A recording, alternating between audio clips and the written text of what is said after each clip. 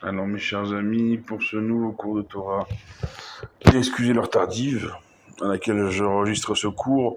J'étais ce soir à une Hanoukat Baït, une inauguration d'une nouvelle maison juive, Baruch Hashem, du côté de Achoma, l'inauguration de la maison de mon cousin, Raphaël, avec qui on a passé une soirée pleine de Kedusha, pleine de sainteté. On a commencé par une belle Seouda, des Nigunim, des Lechaïm, des paroles de Torah, les textes liés à l'inauguration de la maison, et les mezuzot, bien sûr, la pose des mezuzot.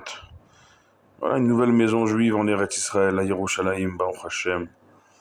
Et donc ce soir, veille de Shavuot, je pouvais pas, même en rentrant tard, ne pas vous dire ces quelques mots.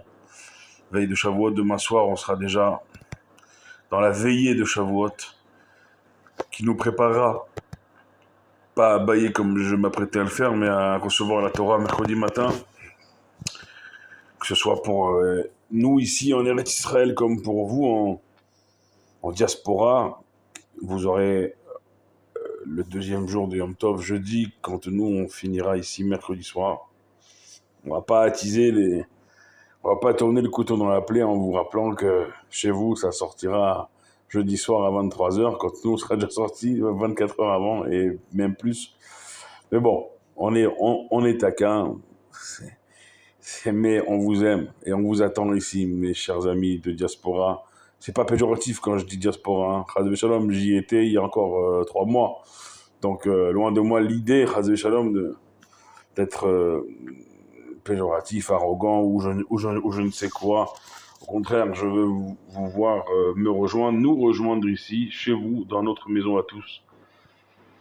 Et veille de Shavuot, ça va être pour moi le premier Shavuot depuis que je suis revenu. Vous me direz, en 3 mois, il y a qu'un seul Shavuot. Voilà. J'ai dit que j'allais pas bailler, j'ai baillé. Je suis inexcusable. Mais demain soir, il faudra pas bailler. Demain soir, il faudra étudier. Donc il faut, même dans la halakha, c'est marqué comme ça, que demain, il faut essayer de dormir, faire une sieste littéralement l'après-midi, en prévision du soir et de la nuit. Donc bon, on va essayer. Demain, on va de nouveau repartir à Ashdod pour la fête, cette fois-ci, du côté de chez ma mère, un autre coin d'Ashdod. Un autre coin d'Ashdod tout aussi, Baruch Hashem, plein de tfilot, plein de Torah. C'est comment on doit se préparer.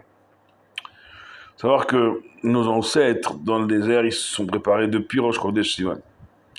Et la première des choses, comment ils sont préparés, c'est marqué Vaïchan Sham Negeda. Ils ont campé là-bas.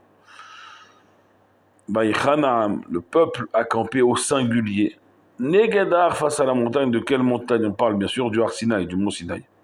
Et on nous dit pourquoi c'est employé, conjugué au singulier, pour nous dire par là qu'ils étaient Amehad Benevehad. Ils étaient en face du mont Sinaï, s'apprêtant à recevoir la Torah. Ils étaient un seul peuple, formant un seul cœur. Ils étaient à l'unisson, dans une unité parfaite, comme il n'y en a quasiment jamais eu. Et c'est cette fois-ci, ce moment-là, moment clé de l'histoire, parce que si le Ham Israël n'acceptait pas la Torah, le monde aurait cessé d'exister. Le monde ne peut pas exister sans Torah. Il fallait un peuple, une collectivité qui l'accepte. Le peuple juif n'a pas eu le choix. Na'aseh ve'nishma. Ils diront au pied du mont Sinaï, on fera, et après on comprendra. Et c'est pour ça qu'à Shavuot, enfin, bien sûr, il y a la joie comme à toute fête, mais pas une joie à pied d'écart au point qu'on va, comme à Simchat Torah par exemple, on va faire des effusions de joie. Pourquoi à Simchat Torah on se réjouit autour de la Torah? Parce que là on a terminé son cycle de parashiot. Et donc on a vu la beauté, les trésors dans la Torah. Et donc on veut rappeler à Kadosh Baruch Hu et se réjouir cette fois-ci autour de la Torah. Quant à Shavuot, c'est un peu plus difficile parce que Pourquoi on veille avant de recevoir la Torah? Parce que nos ancêtres, c'est marqué comme ça qu'ils ont dormi, littéralement, la veille du matin de recevoir la Torah. Et c'est quoi recevoir la Torah? C'est Akadosh Baruch Hu qui se révèle au monde. Alors, vous comprenez une chose. D'un côté, on peut dire, et comment ils ont osé dormir avant une journée pareille, unique dans l'histoire, la révélation de Dieu. On entend Kaviachol, si on peut s'exprimer ainsi, de la bouche même de Dieu, les 10 commandements, les 10 paroles, toute la Torah. Comment ils ont pu dormir? Et de l'autre côté, il y a ceux qui disent qu'ils étaient tellement pris de peur, panique. Imaginez, je vous dis, demain matin, vous allez voir Dieu. Parce que soit vous allez pas dormir, soit vous allez tomber de stupeur, frapper de torpeur. En fait, ils n'ont pas dormi de leur plein gré. On parle d'une génération exceptionnellement élevée, spirituellement parlant, que même, on dit que la plus petite des servantes de cette génération l'a vu, l'un des plus grands prophètes, Yereskel, ne le verra pas. Donc, c'est pas une génération de rigolos. C'est qu'ils ont été frappés de torpeur. Ils ont eu tellement peur qu'ils sont tombés dans un... Et moi, perso, ça me l'a fait une fois. J'avais tellement peur que je me suis endormi, ouais. C'est le corps, il se protège. C'est un instinct. Et sur cet instinct-là, entre guillemets, on veille jusqu'à aujourd'hui. Depuis lors, jusqu'à aujourd'hui, tous les Shavuot, on veille pour être métaken, réparé. Et pourtant, ce qui je viens de vous présenter n'est pas une faute, mais quand même, on répare. Et on répare en étudiant. Si on veut faire cette nuit de veillée demain soir pour rigoler, il vaut mieux rester chez soi et dormir et venir frais et dispo à la prière mercredi matin. Ce n'est pas une nuit pour rigoler, c'est une nuit très très importante.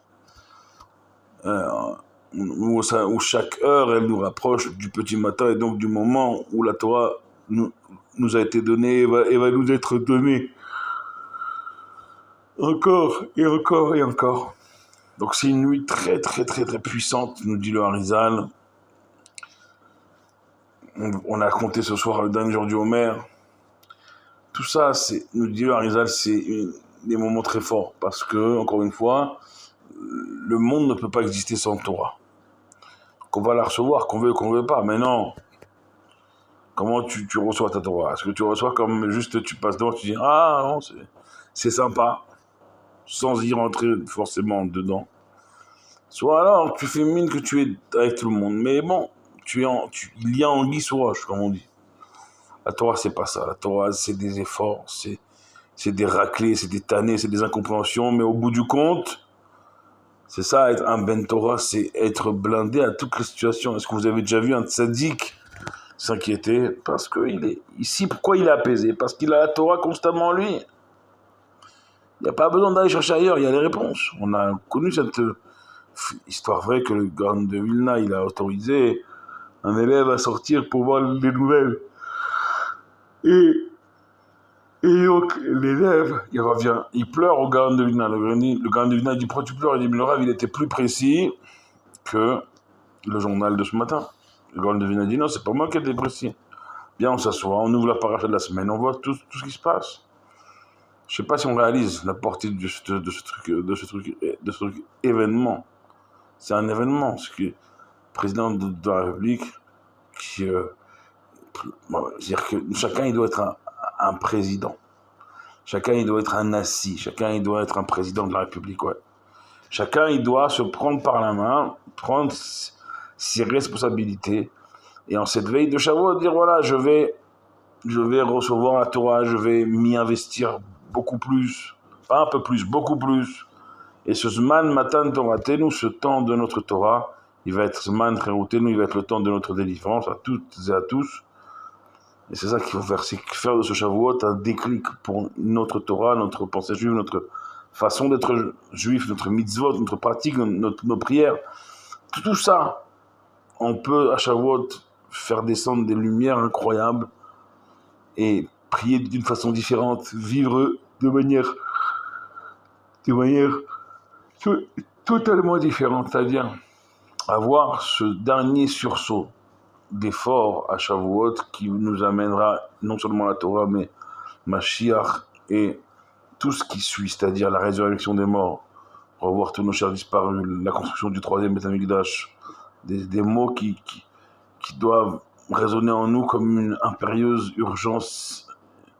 Aujourd'hui, voilà, il faut rester dans l'urgence, dans l'urgence de revenir à Kadosh Baruch Hu, dans l'urgence d'écouter nos Rachamim, dans l'urgence que Kadosh Baruch Hu, il réside en chacun. Priez pour nous comme on prie pour vous. Préparez-vous à Shavuot du mieux que vous pouvez. Vivez ce Shavuot. Ne passez pas Shavuot, j'aime pas ce mot. Vivez Shavuot. Blinéder avec l'aide de Dieu. On va essayer de se retrouver jeudi soir pour les diasporas, ça sort tard, à 11h. Donc on va essayer de faire un chiour vendredi, avant Shabbat. D'ici là, mes pensées vous accompagnent. Baruch Adonai Leolam. Amen ve Amen.